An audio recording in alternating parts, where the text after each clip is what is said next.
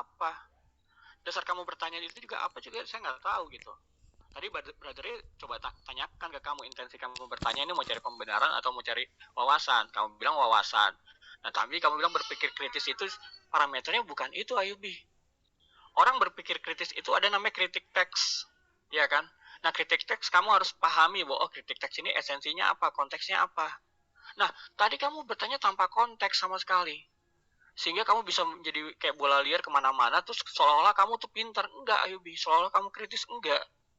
Kalau kamu mau kritis, kamu pahami dulu konteks yang saya bicarakan tuh apa. Nah, tanpa kamu berusaha untuk memahami konteks yang saya bicarakan, kemudian kamu nyerocos nanya terus seolah-olah kamu kritis, itu salah, Ayubi. Nah, makanya saya tanya, latar belakang pendidikan kamu sampai di mana gitu. Karena ketika orang berpendidikan semakin tinggi, dia paham apa yang namanya berpikir konteks gitu.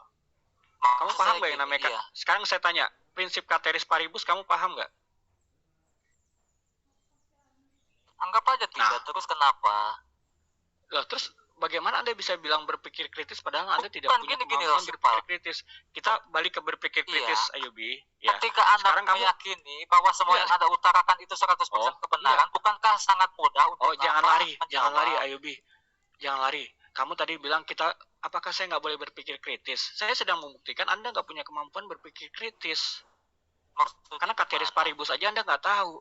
Memang nggak tahu. Aku nggak tahu apa masalahnya. Artinya Anda nggak, itu orang berpikir kritis, setidaknya dia tahu, dia banyak baca, Ayubi, dia banyak wawasan, walaupun mungkin ya dia nggak bisa sekolah tinggi karena karena finansial segala macam, dia suka baca gitu.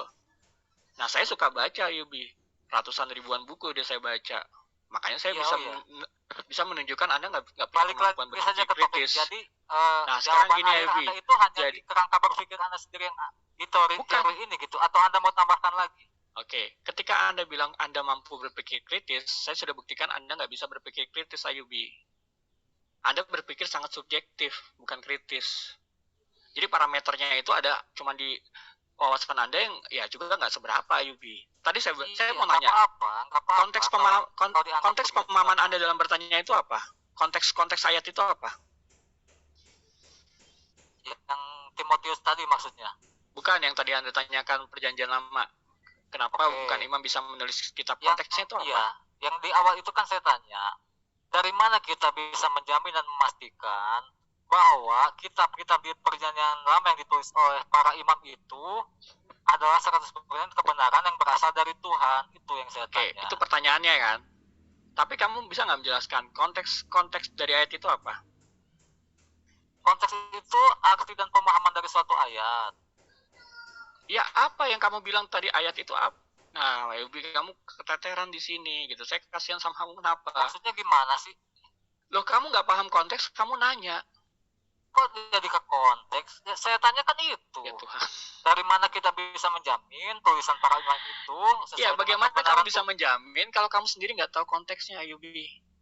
Ya, silahkan jawab saja dong. Gak usah balik-balikan dulu. Bukan, saya kan ngajarin kamu berpikir, Ayubi, di sini kan. Gue sama bicara tentang iman dulu deh segala macam gitu. Saat ini saya diminta Bu Heni untuk menjawab kamu sesuai dengan kapasitas saya sebagai pemikir ulung. Tadi kamu bilang berpikir kritis, tapi ceteris paribus nggak tahu. Nah, ceteris paribus itu berkaitan dengan konteks, Ayubi. Itu pelajaran S1, mungkin kamu kebanyakan bolosnya ya. Ceteris paribus itu dalam hukum ekonomi itu adalah satu situasi tetap bila mana situasi yang lain tetap, atau dalam tanda kutip konteks gitu. Konteks, sekali lagi. Nah, kalau kamu bertanya tanpa konteks terus kamu bisa menghakimi saya subjektif dan segala macam diri sendiri, itu namanya obrolan warung kopi, Ayubi. Oke, lalu jawaban dari sekarang gini, saya apa? Dari mana kita bisa menjamin tulisan para imam itu? Saya nggak bisa menjawab pertanyaan Anda kalau Anda sendiri nggak paham konteksnya. Jadi saya gimana dasar saya berpikir, dasar saya untuk menjelaskan tanpa Anda tahu konteksnya, itu sama saya menjelaskan misalnya persoalan fisika ke anak TK, Ayubi. Mungkin nggak menurut kamu? Mungkin nggak? Gimana sih? Loh, kamu aja nanya tanpa tahu konteks, Ayubi. Terus kamu memaksakan bahwa pertanyaan kamu tuh benar. Pertanyaan kamu aja udah salah, karena kamu nggak ngerti konteks. Saya tanyakan, konteks kamu bertanya itu apa? Inilah yang polemikus ataupun orang-orang muslim itu nggak paham. bahwa setiap ayat itu perikop itu ada konteksnya, beda dengan Al-Quran yang disusun secara acak, tiba-tiba surat ini dan surat ono. Saya bisa buktikan nanti, tapi kamu nggak tertarik. Iya, gitu. Saya perjelas pertanyaan ya. Ketika pertanyaan kamu mau sejelas apapun Ayubi, tanpa kamu memahami konteks. Enggak. Ketika Musa menulis kitab di perjanjian lama, saya masih bisa pahami karena Musa itu kami pun yakini sebagai nabi. Tentu saja dia mendapatkan firman dari Tuhan. Yang saya permasalahkan sekarang ini, para imam kamu standar itu, ganda ini. Standar ganda. Para imam itu bisa menuliskan suatu tulisan yang dijadikan dan menjadi kitab di perjanjian lama itu bahaya. Standarnya dari mana kita bisa menjamin dia itu tulisannya sesuai dengan pengajaran dari Tuhan itu sendiri, dari mana? Lah, kamu standar ganda, Yubi, karena Muhammad gak bisa baca tulis, berarti ya semua kitab Al-Quran itu yang nulis itu kan sahabat Nabi. Berarti yang sahabat Nabi itu Nabi atau bukan, Yubi? Kan dilempar lagi ke sana sini. Enggak, saya cuman gini loh. Saya cuman mengadeni cara berpikir Anda. Loh saat ini searah saja di kekristenan. Iya, arti cara pikir Anda ketika diterangkan ke Islam, Anda langsung buyar gitu. Kenapa? Anda standar ganda. Jadi gini, Ayubi, walaupun walaupun satu sisi, saya harus jujur. Ketika saya lemparkan satu standar, ketika itu dibalikin ke saya harus bisa jawab, Ayubi. Gitu. Boleh saya bantu? Boleh saya jawab? Gimana? Ya silakan Bu Heni, silakan. Ini Ayubi, kita tahu itu tulisan ilham dari Tuhan itu karena pertama prinsipnya tidak bertentangan dengan apa yang pernah dikatakan gitu. Jadi tidak pernah bertentangan dengan firman-firman yang dulunya sudah dikatakan dan sekarang dikatakan dan yang kemudian akan dikatakan lagi gitu. Itu prinsip yang paling penting di dalam Kristenan gitu. Kalau kita tahu ini benar gitu. Nah, sekarang saya mau nanya, kamu bilang ini benar adalah benar. Bagus. Standar kamu apa?